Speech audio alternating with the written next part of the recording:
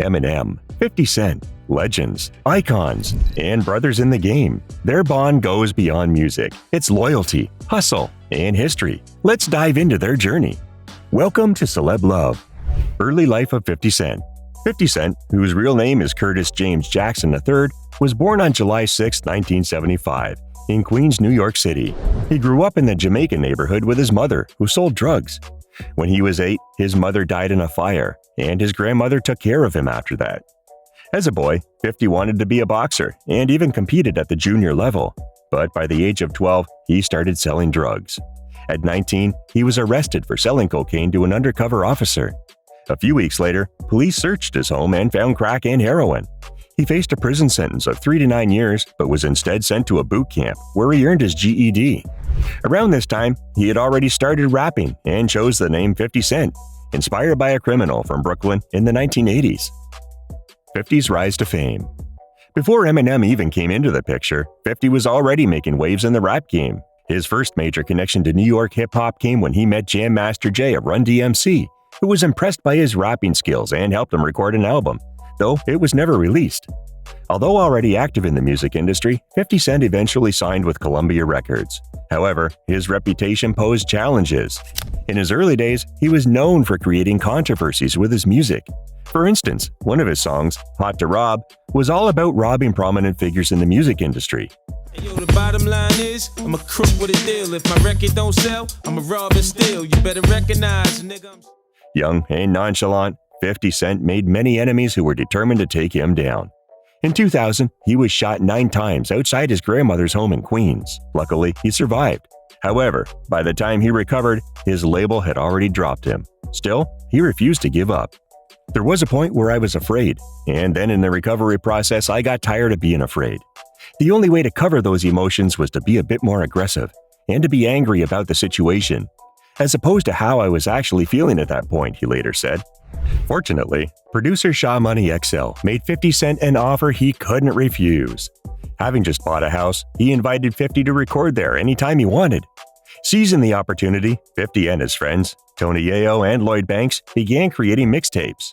These mixtapes were so successful that they sold almost 1 million copies. And just when it seemed like the industry had turned its back on him, his mixtape ended up in the hands of the one person who could change everything, Eminem. And let's just say he couldn't stop listening. Okay, so can you guys talk a little bit about how, Dre and Em, can you talk a little bit about 50 and how you guys, when you first heard him, what you thought and how you guys hooked up together? I'll take credit for that. You should. Semi-credit. I heard it. I brought it to Dre. Dre heard it. He was sold.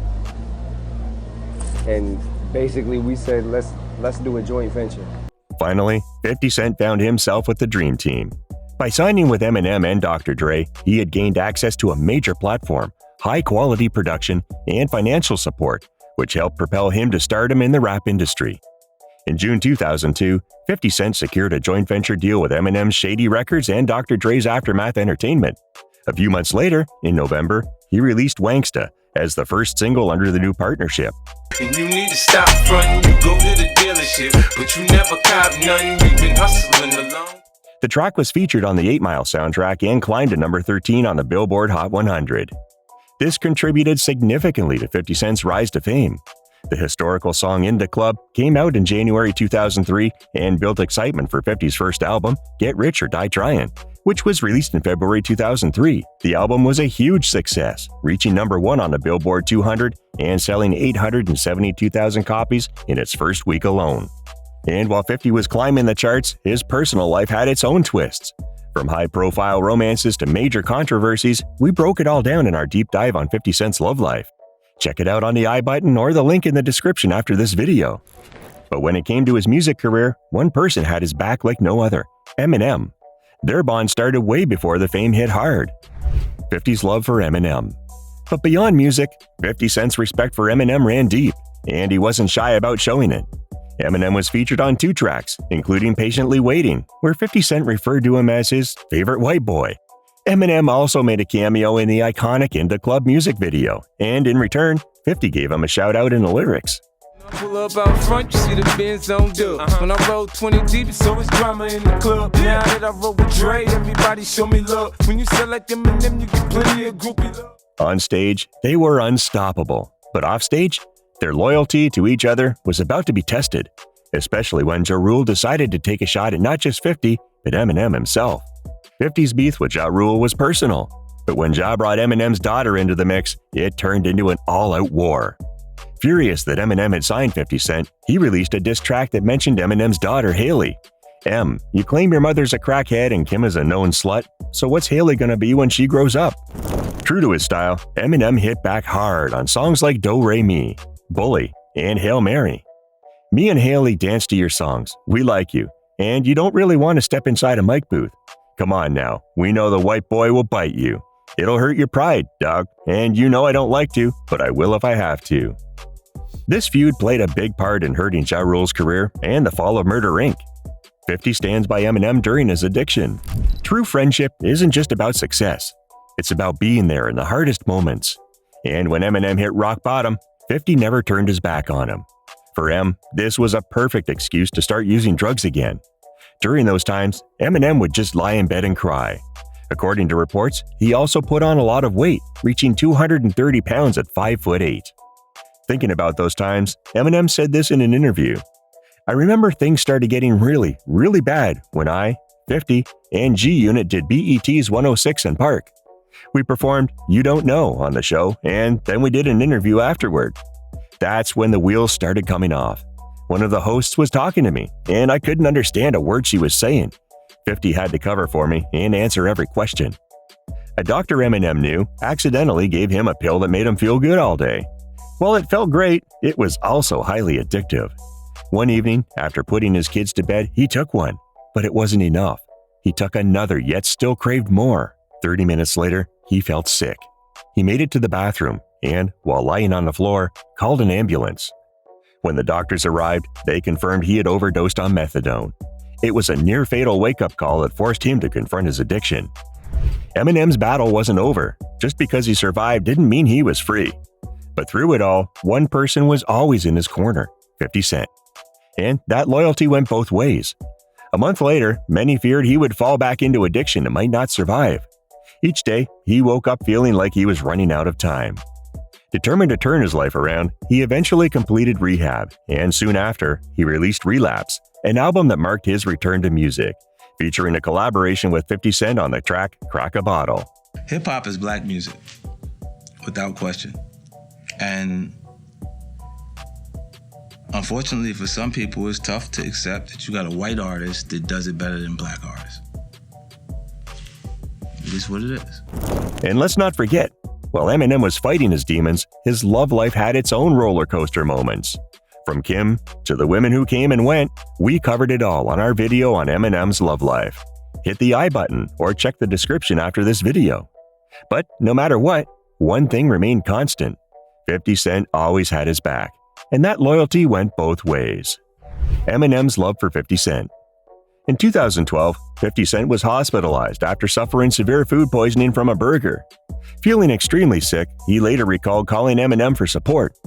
"I'm in a dead serious moment like, damn, I don't believe this is happening right now," he said. Eminem goes, "Yo, Fifth, you were shot 9 times, man. If you die over a burger, this isn't gonna go right. People ain't gonna be feeling this."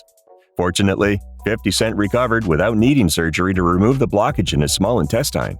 Eminem's beef with MGK.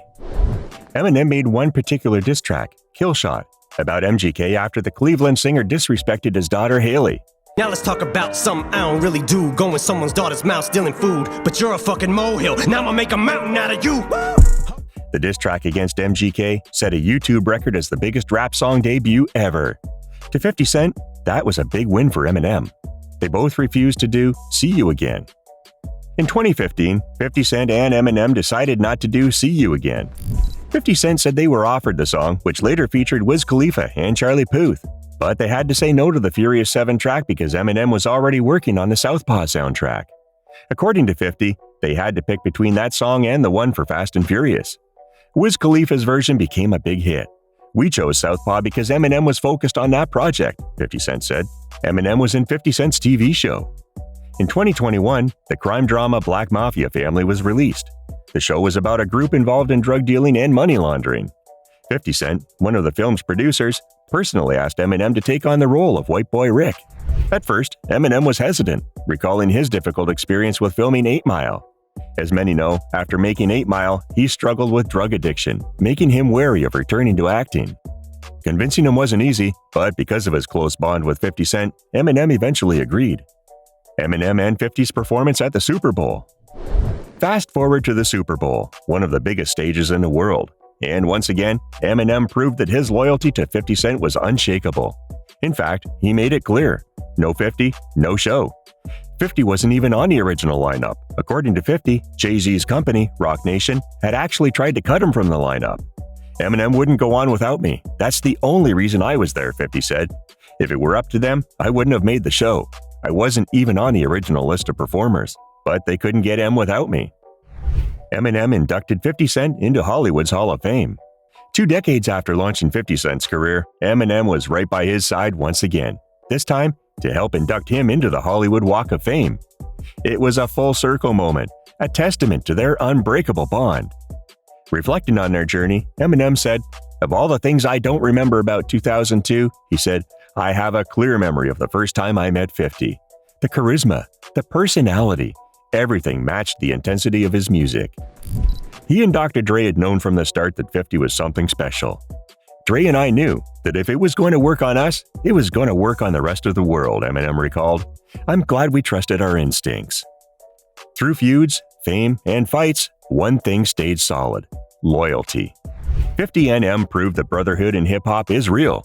What's your favorite moment from their journey? Drop your thoughts below, hit like, and subscribe for more celeb deep dives. See you next time.